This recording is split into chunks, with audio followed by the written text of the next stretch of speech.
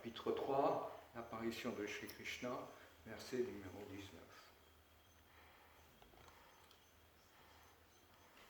Vataha asya janma stiti samyaman vibhu vadanti aniyat agunat avikriyat tvai ishvare virujyate vatashrayatvat upacharyate gunai vatosya chanmastiti samyaman vibhu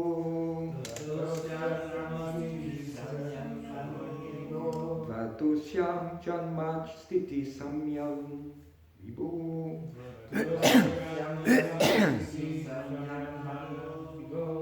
vadanti hanyata gunata vikriyata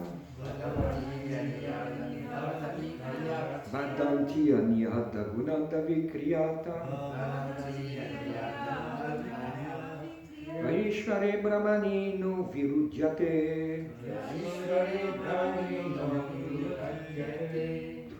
vaishvare brahmanino virujyate vatashrayat vatupacharyate gunai vatashrayat vatupacharyate gunai vatosya syammastiti samyaman vibho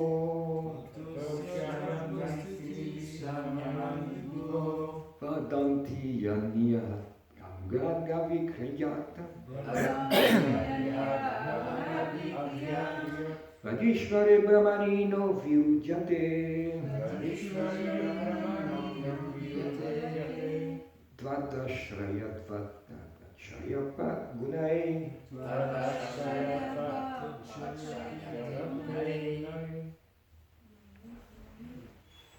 Tvatosya janmastiti samyaman vibho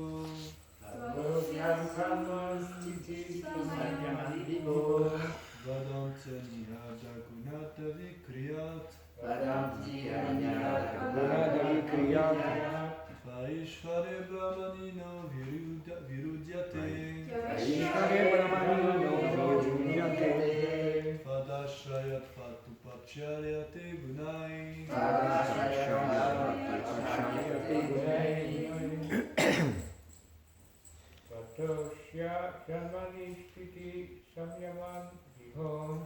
Vatosya janmastiti samyaman vibho Vadantyanihat agunat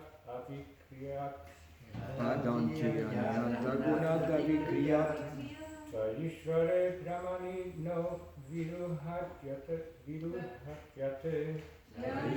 brahmanino virujyate Vadashrayat vat upacharyate gunai Tadvaha, son de ta grâce, Asya, de toute la manifestation cosmique, Janma, la création, Titi, la conservation, Samyaman, et la destruction, Vibhu, ô Seigneur, Vadanti, les savants érudits védiques concluent. Anihat, qui est exempt de tout effort. Agunat, qui n'est pas influencé par les gunas. Avikriyat, dont le statut spirituel reste le même. Tvai, en toi. Ishvare, Dieu la personne suprême. Brahmani, qui est le Parabrahman, le Brahman suprême. Nous, ne pas. Virudyate, Virudyate. il y a une contradiction. Il y a una contradiction. Vat Ashayadvat, Vadashrayatva. étant dirigé par toi. Upacharyate, tout continue automatiquement. Gunai, sous l'action des gunas. Traduction et honneur reportée par Srila Prabhupada. Ô Seigneur, les doctes érudits védiques concluent que c'est toi qui crées, conserves et anéantis l'entière manifestation cosmique. Toi, qui n'as pas à fournir d'efforts, qui n'es pas affecté par les gunas et dont le statut spirituel est immuable. Il n'y a en toi, qui est Dieu la personne suprême, Parabrahman, aucune contradiction. Étant donné que tu domines les trois modes d'influence de la nature matérielle, le sattva, le rajas, les tamas, tout se produit automatiquement. D'honneur est porté. Les Védas déclarent Natasya karyam karanam chavidyate natat samaschabikas chadrishyate parasha shaktir vivideva shruyate svabhaviki janabalakriyacham. Le Seigneur n'a rien à faire et personne ne lui est égal ou supérieur, car tout est naturellement et systématiquement accompli par ses multiples énergies. Shvetashvatara Upanishad 6.8. Dieu, la personne suprême, se charge personnellement de la création, de la conservation et de l'anéantissement. C'est là ce que confirme la Bhagavad Gita, Mayadakshena Pakriti Suyate Satcharatram. À vrai dire, cependant, le Seigneur n'a pas besoin de faire quoi que ce soit. Il est donc qualifié de Nirvikara, c'est-à-dire d'immuable. Il est appelé Shrishtikarta, le maître de la création, car tout s'accomplit sous sa direction. De même, il est le maître de l'anéantissement. Lorsque le maître reste assis alors que ses serviteurs s'acquittent de divers devoirs, tout ce que font les serviteurs représente sans doute une action du maître, bien que ce dernier ne fasse rien. Natasya karyam karanam chavidyate.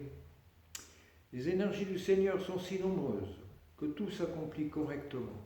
Il est donc naturellement tranquille et n'est directement l'auteur de rien dans ce monde matériel.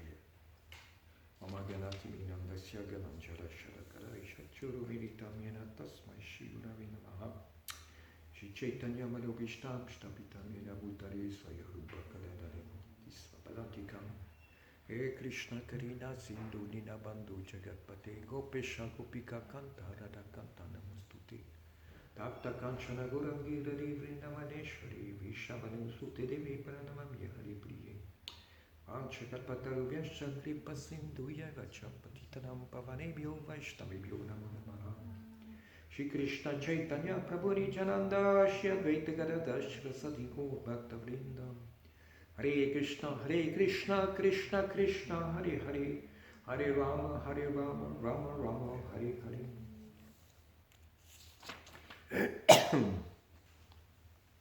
Donc ce verset parlé par Vasudeva, quand il réalise que l'enfant qui est né n'est nul autre que Shri Vishnu, Dieu la personne suprême. Donc glorifie le Seigneur, il glorifie ses activités, glorifie ses caractéristiques, glorifie ses différents traits. Donc là, ce qu'il décrit plus particulièrement, c'est comment en fait le Seigneur est à l'origine du mouvement de la création cosmique, la mise en mouvement, la maintenance et la destruction. Buddha Praliyati. Création, maintenance et destruction. Sans arrêt, comme des vagues d'un océan. Donc on peut se dire que comment c'est possible, c'est dit dans aucune autre écriture, n'est-ce pas? Il n'y a que les Védas qui expliquent ça, que la matière à un moment n'est non manifestée. Mais on peut voir à l'échelle atomique qu'en fait, tout autour de nous, ça se passe comme ça. Il n'y a rien, puis tout d'un coup, quelque chose est créé, ou manifesté, maintenu pendant un certain temps, puis disparaît. Quel est le problème de comprendre que au niveau cosmique, la même chose se produit? De même, on voit que tout autour de nous, il n'y a pas besoin qu'il y ait des personnes particulières pour mettre, par exemple, en mouvement une usine de production de véhicules Ford, par exemple. Donc il y a un directeur, M. Ford. On peut dire qu'il est partout présent parce que le moindre détail, c'est lui qui l'a approuvé, mais il y a beaucoup d'intermédiaires qui, en fait, accomplissent le travail, le département des boulons, des petites pièces, les grosses tôles, le moteur. C'est tout des choses qui sont dont la technologie et la fabrication requièrent des éléments différents, des usines différentes, des experts spécialistes aussi différents. Mais en fait, des millions de personnes sont derrière en fait, la production d'une simple machine. Et qui ont travaillé des millions d'heures et des millions d'heures. Quand le moindre boulon, par exemple, il faut des milliers d'heures ingénieurs pour, peut-être plus maintenant, mais quand le boulon doit être spécial pour le concevoir, le pan de vis, les angles, la matière dedans, comment elle résiste à l'abrasion, au choc, comment elle résiste à la chaleur, tellement de choses, tellement d'éléments. La matière est très compliquée, on peut voir dans ce sens-là. Et pour pouvoir construire quelque chose qui semble dominer la matière, eh bien, il faut vraiment beaucoup de méditation, beaucoup d'heures sur des planches de travail, des papiers, des passeras, des calculs, etc. Donc, il y a des personnes qui sont déléguées, qui sont derrière. Les choses n'arrivent pas spontanément comme ça par hasard. Donc, il y a peut-être un directeur général, mais on ne peut pas s'attendre à ce qu'il soit personnellement dans tous les départements, tous les millions d'êtres vivants qui fabriquent les différentes pièces qui vont être assemblées par la chaîne de construction. Donc il y a une personne qui est en tête, mais il y a beaucoup de délégués.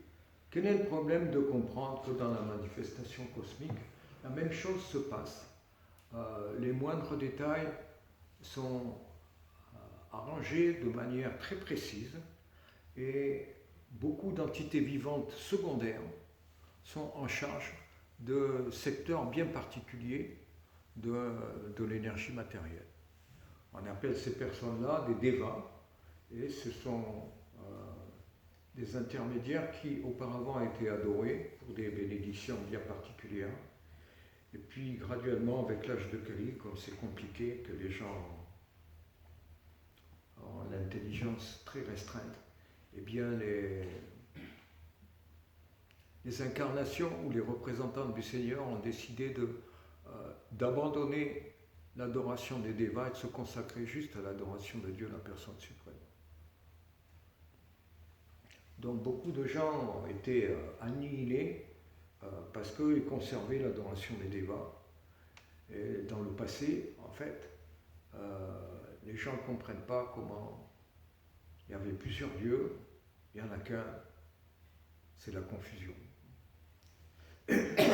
Donc Srila Prabhupada vient là dans ce monde pour rétablir un petit peu les choses, comment ça se conçoit, comment ça se construit, comment ça fonctionne. Et là, Vasudev nous explique qu'en fait, toutes les choses semblent s'accomplir automatiquement, mais il y a une personne qui est derrière. Dès qu'on constate qu'il y a un certain ordre, eh bien, ça veut dire qu'il y a des règles, ça veut dire qu'il y a quelqu'un qui arrange, qui met l'ordre, qui met les règles et qui conçoit le mécanisme. Donc bien sûr, dans la manifestation cosmique, il y a la place pour les athées, parce que ce monde est fait pour toutes sortes de catégories d'êtres vivants. Et donc, il il y a ceux qui refusent de reconnaître qu'il y a une personne derrière l'ordre cosmique, et donc ce qu'on appelle les Naradama, les athées, les 4 catégories d'êtres vivants qui ne s'abandonnent pas à Krishna. Et parmi eux, les athées qui refusent de voir que il y a un grand ordonnateur derrière l'ordre de cette manifestation cosmique. En fait, nous sommes comme des êtres vivants placés sur un atome du boîtier d'une montre, et tout autour de nous, toutes les choses, on observe qu'elles sont en fait réglées, que les planètes tournent à intervalles réguliers, qu'elles apparaissent et disparaissent à des moments qui sont prévisibles, qui sont tout à fait réguliers et ordonnés. Et déjà, comment se fait-il que toutes ces choses-là soient maintenues comme ça dans l'espace, sans retomber ou sans se disperser? Forcément, il y a des lois de la nature qui sont là. On peut appeler ça la gravitation ou la loi de l'attraction-répulsion des charges électroniques, etc. C'est différent. Tout ça, ce sont des modèles, des manières pour essayer de comprendre comment fonctionnent les choses et qui ont forcément leurs limites, mais qui dénotent en fait qu'il y a une certaine loi, une certaine règle qui est là, et on essaie de s'y approcher par des équations ou des matrices ou des calculs ou bien des algorithmes qui simulent ce qui se passe. Et quand on regarde plus en détail, il y a des détails qui font que en fait, ces modèles sont, à un certain point, se révèlent imparfaits. Donc on invente à nouveau un autre algorithme qui fait introduire l'exception, etc. Donc en fait, la science qui est basée sur la logique, sur l'expérimentation et sur ce qui est observé à travers l'essence imparfaite, on voit qu'elle s'avère imparfaite parce que régulièrement, il y a des ajustements qui sont faits à différentes lois, différentes formules, suivant les cas. Donc voilà où on est réduit en fait la science actuelle. Et en fait, c'est une illusion de faire croire aux gens et aux masses que le système scientifique conçu, qui sont un outil en fait conçu pour aider à maîtriser la matière,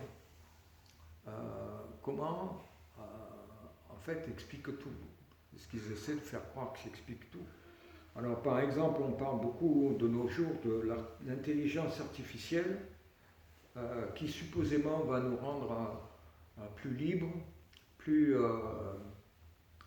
facile à maîtriser les différentes tâches, etc., puisque c'est des robots qui vont s'en occuper. Mais en fait, c'est une illusion complète. Je me rappelle qu'il y a 70 ans, 80, 50 ans, quand mon père était encore vivant, qu'il était tout jeune, il était ingénieur, donc il avait foi dans le système des machines qui était dans les années 50, qui prenait de l'ampleur, et tout le monde était content, les moteurs, tout ça, ça va faire le travail, etc. Pensez la même chose que les gens maintenant avec les computers et puis l'intelligence artificielle. Et puis en fait, on voit qu'avec le temps, eh bien, les gens sont devenus, ont solutionné beaucoup de problèmes, mais ils en ont semé 10 fois plus. Donc c'est ça le principe de l'énergie matérielle, c'est qu'on est illusionné en pensant qu'on solutionne un problème, mais en rendant la chose plus compliquée, on sème différents autres problèmes. Donc en fait, l'énergie matérielle, elle fonctionne comme ça. C'est pourquoi en fait, la culture védique, elle essaie de garder les choses au plus simple, une vie simple, mais cultiver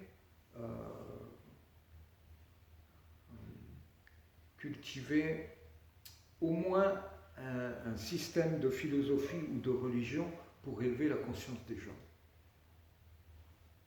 C'était ça le principe. Quand bien même, en fait, dans le passé, les gens avaient des sciences beaucoup plus sophistiquées que maintenant.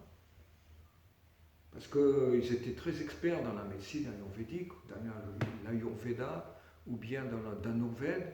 C'était des sciences subtiles, des arts, mais il fallait faire intervenir des devas, et donc il fallait se solliciter leur miséricorde, leur grâce, méditer sur eux, faire du service, offrir des prières, etc., pour avoir la facilité d'avoir une âme patronnée par un deva, et qui faisait que, en fait, ce roi qui avait cette arme-là, il pouvait dominer les autres. Mais il y avait toujours cette compréhension que, finalement, au-delà des devas se trouve Dieu, la personne suprême.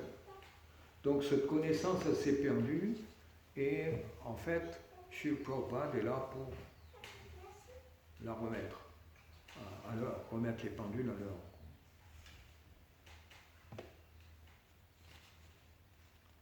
Donc dans la teneur et portée, Srila Prabhupada explique que, en fait, cette image qu'on a eue du passé, où on voit le Seigneur suprême porter le globe comme un atlas, comme si c'était difficile, cette image-là est complètement concoctée et complètement inventée. Alors, ou aussi de représenter Dieu, la personne suprême, comme un vieillard sur un trône, parce qu'il existe depuis des temps éternels. Eh bien, la Brahma Samhita dit exactement le contraire. Navan Novayanam Cha. Krishna est doté d'un corps spirituel et absolu qui ne vieillit jamais. Et il a toujours l'aspect d'une personne qui a 15 ans, toujours jeune. Parce que les lois de la nature sont au-dessus de lui, c'est lui qui les fait, et il n'est pas soumis à ces lois, où des fois il semble s'y soumettre, mais il montre aussi qu'il n'est pas qui contrôle ces lois-là, qu'il est au-dessus. Tout comme il semble parfois que Krishna ait peur quand il est, en fait, le mois de Damodar en ce moment, et dans un des versets, il est dit que Krishna, qui en fait domine et fait peur à la peur en personne, à la mort en personne, eh bien, il tremble de peur quand sa mère vient le châtier avec un bâton, et ses colliers de perles frémissent, tellement il semble être un peu... Donc Krishna semble, à bien des égards aussi, pour ses dévots, être victime de la peur, mais en même temps, il montre par d'autres divertissements que l'entière manifestation cosmique, elle est dans sa bouche. Quand Mère Yashoda regarde dans la bouche de Krishna pour voir s'il a mangé de la terre, elle est étonnée de voir l'entière manifestation cosmique, de voir toutes les planètes et de se voir aussi elle sur la terre en train de regarder dans la bouche de son fils. Donc cette vision de Mère Yashoda, en fait, la trouble complètement, mais ne lui fait pas abandonner le concept que Krishna est néanmoins son fils, et c'est ça qui compte. Elle pense que peut-être Krishna est un deva, peut-être que Krishna est quelqu'un de un yogi, mystique, mais elle est, par l'influence de Yogamaya, elle est concernée par le fait que Krishna est véritablement son fils.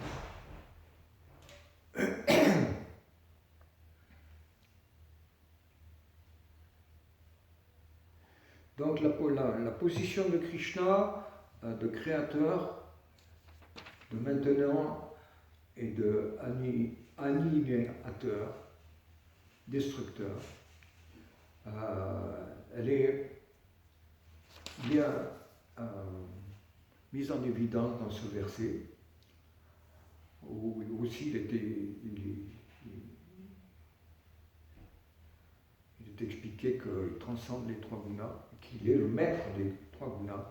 Donc, Srila Prabhupada cite ce verset, Maya Dakshina Pakriti Suyate Chalacharam et Tunanana Kanteya Jagat Vipanivartate, qui veut dire que la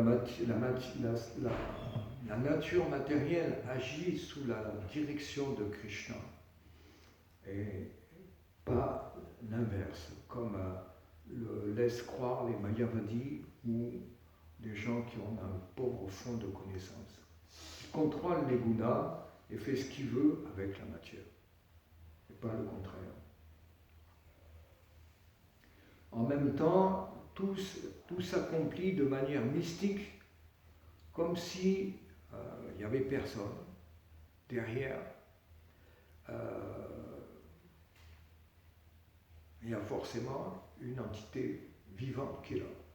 Tout comme derrière l'intelligence artificielle, on fait croire qu'on fait des choses merveilleuses automatiquement et tout, mais on ne voit pas, c'est qu'il n'y a rien d'artificiel. Tout est. Déjà, il y a quelqu'un qui a créé le programme, pas quelqu'un, mais des millions de personnes qui ont créé le programme, des milliers de personnes qui ont créé la puce qui contient le programme et qui le stocke, qui le garde en mémoire. Il y a des personnes qui sont derrière les centrales qui fournissent l'électricité pour faire fonctionner tout ça. Il y a des personnes partout. Qu'est-ce qu'il y a d'artificiel? Il n'y a rien. Il y a des milliers d'hommes qui sont derrière. Par contre, ces machines-là, on voit qu'en fait, elles semblent améliorer la qualité de la vie de l'être humain, faciliter les choses, mais elles compliquent beaucoup la vie des gens et puis elles les rendent esclaves. Donc de la même manière que les machines ont rendu les gens esclaves et dépendants de leur chèque à la fin du mois, avec tous les problèmes que ça comporte, les embouteillages, la pollution, et on en passe, tout le monde est au courant. De la même manière, cette intelligence artificielle, en fait, le vrai résultat qui va se passer, c'est des pannes pas possibles quand ça ne marche pas.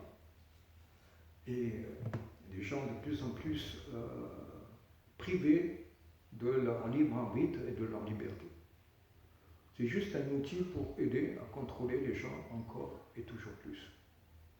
Déjà, les machines contrôlent beaucoup les gens, mais l'intelligence artificielle, soi-disant, c'est juste un outil subtil pour enchaîner encore et toujours plus aux lois de la nature matérielle les gens. Et plus spécialement à certains contrôleurs qui vont monopoliser l'orientation de cette soi-disant intelligence artificielle. Parce qu'évidemment, on peut la faire naviguer dans un sens où on veut, cette intelligence artificielle. De la même manière qu'une machine, on peut la faire naviguer, on peut utiliser des tracteurs pour transporter les bombes ou bien aussi pour labourer la terre. Donc, toutes ces machines sophistiquées, en fait, il y a la semence de la destruction qui est derrière.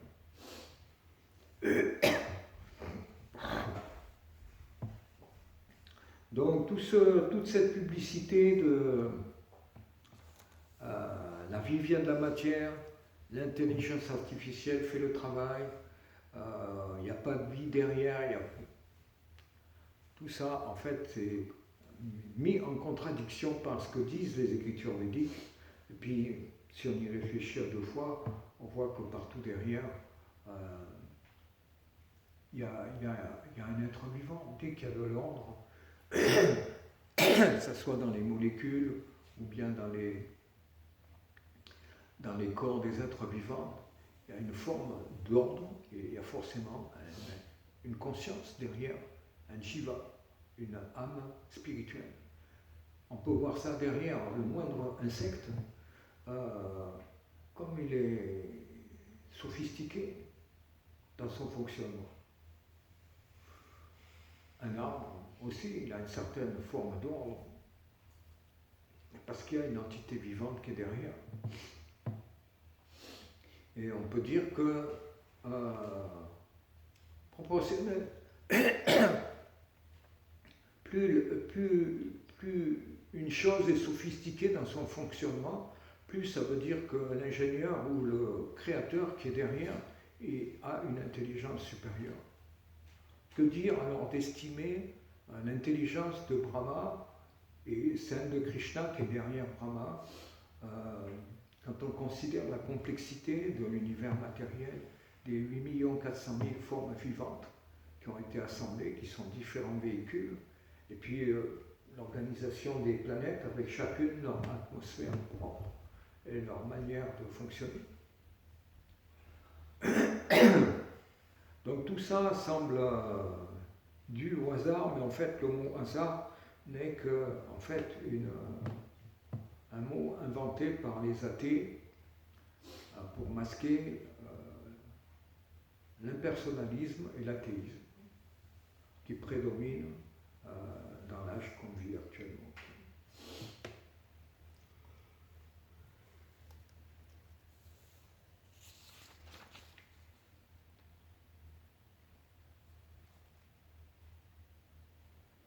Donc on voit comment en fait aussi Krishna s'occupe de l'anéantissement de la manifestation cosmique. Alors bien sûr, beaucoup vont objecter, oh, mais c'est Shiva qui s'en occupe. C'est pas faux.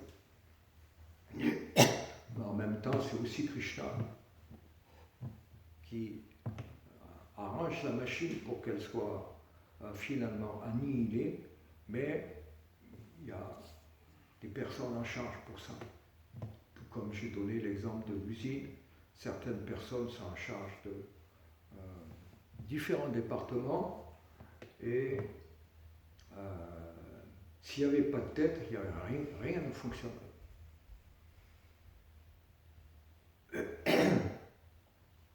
Supposez évidemment, de nos jours, on trouverait toujours quelqu'un pour mettre un remplaçant à la tête d'une usine Ford, remplacer M. Ford.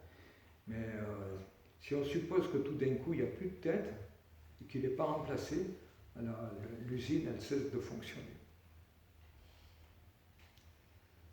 Avec peut-être un certain temps de retard. Mais c'est inexorable. Tout comme une maison qui n'est pas habitée, quand quelqu'un décide de partir de sa maison, la maison elle va finir par s'écrouler et ne plus exister.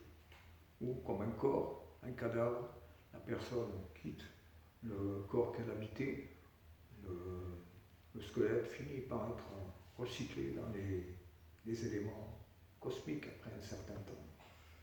Donc sans l'entité vivante, on voit que les choses qu'elle gérait, ou bien le corps qu'elle habitait, ou bien n'importe quoi qu'elle était en charge, tout ça, ça se dissout.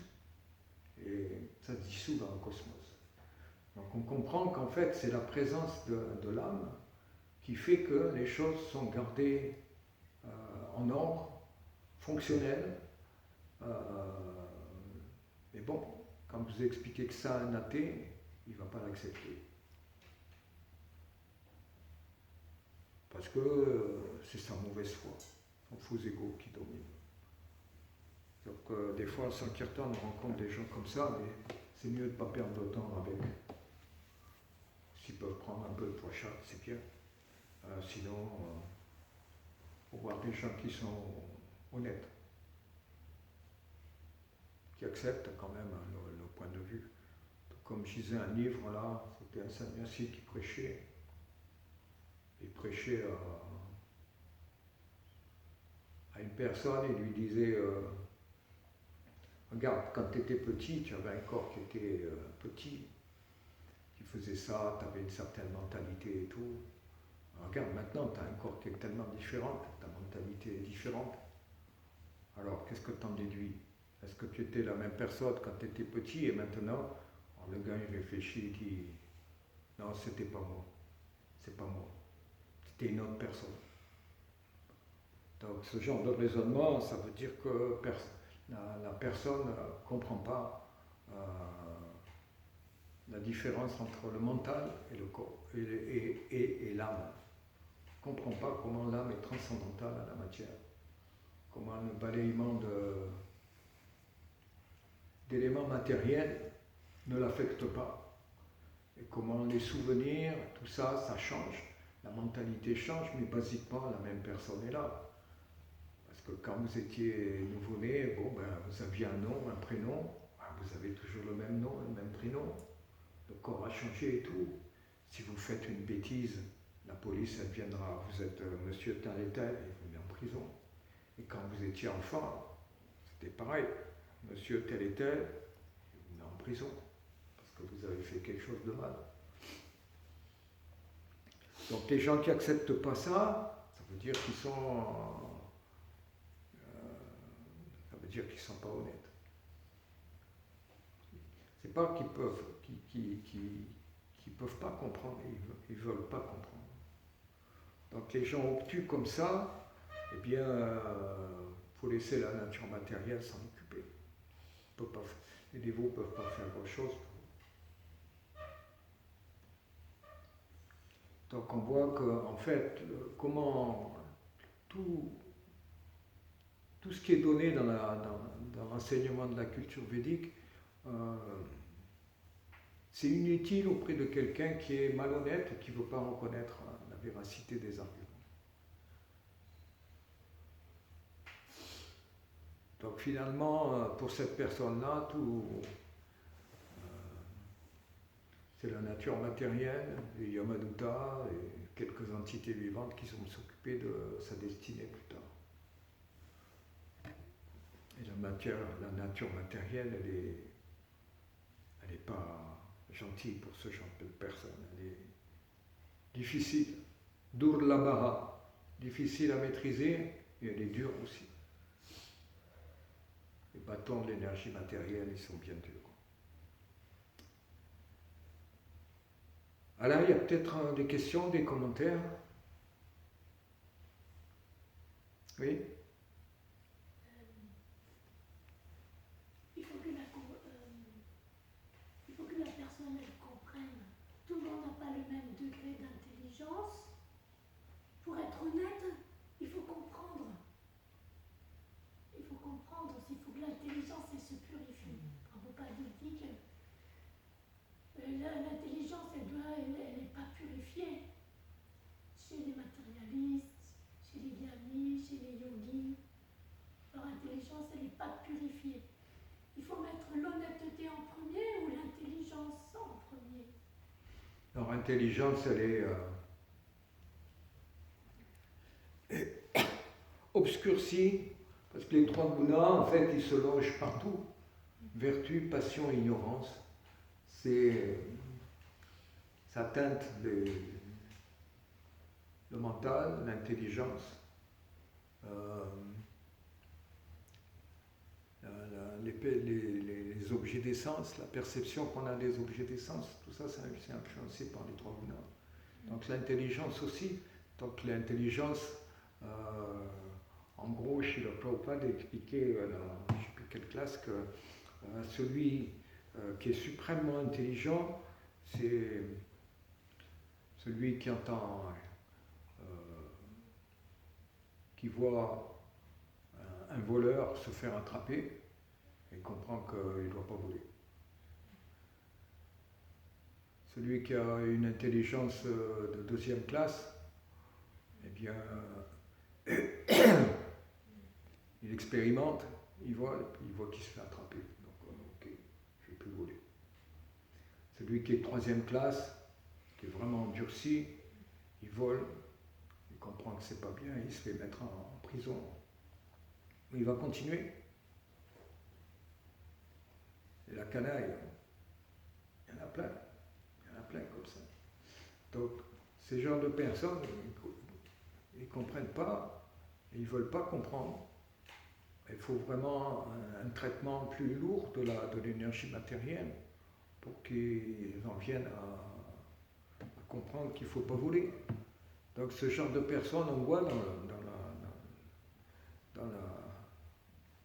ça arrive plein maintenant que des gens qui sont arrêtés pour 36 délits, ils sont déjà passés 36 fois devant au commissaire, ils ont eu 36 sentences, de l'argent à payer, etc. Ils continuent. Et puis, alors ce que fait le gouvernement, c'est que souvent c'est des étrangers, ils ne les expulsent pas, ils les gardent, ils les remettent dans la prison. Donc finalement, c'est un cycle sans fin. Donc ces personnes-là, à moins d'avoir, après un certain temps, la nature matérielle se fait plus lourde.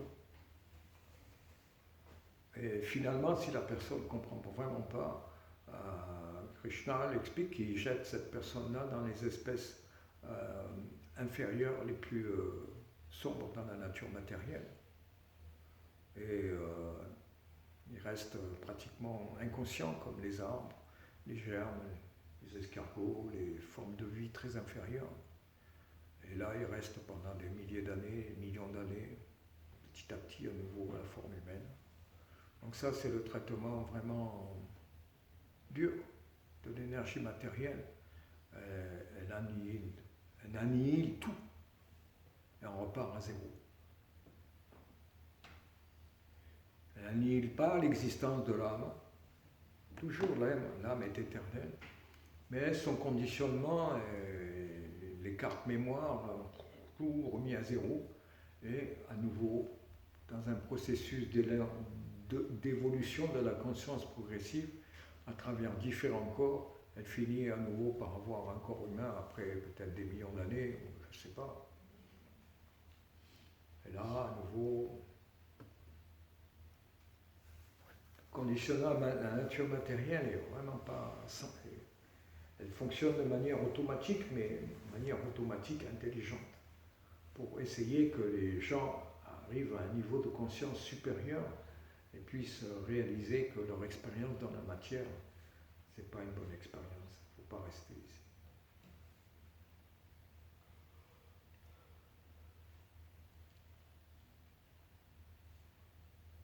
Donc le dévot est intelligent, mais lui aussi est intelligent et comprend que l'intelligence peut s'émousser. Hein, le glaive tranchant. Yada te moa kakilam buddhir vyakitale shaki. Quand ton intelligence aura traversé la forêt touffue de l'illusion, tout ce que tu as entendu, pourrais entendre ou entendre, te semblera indifférent. Donc il faut le sabre de la connaissance, et il faut l'affûter pour couper les mauvaises herbes et couper l'arbre bagnant de l'illusion.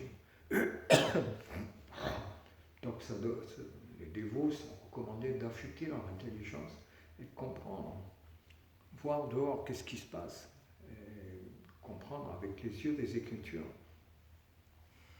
Donc c'est important, le Bhagavatam, c'est important la Bhagavad Gita régulièrement de s'y référer pour affûter son intelligence et comprendre comment fonctionne la nature matérielle.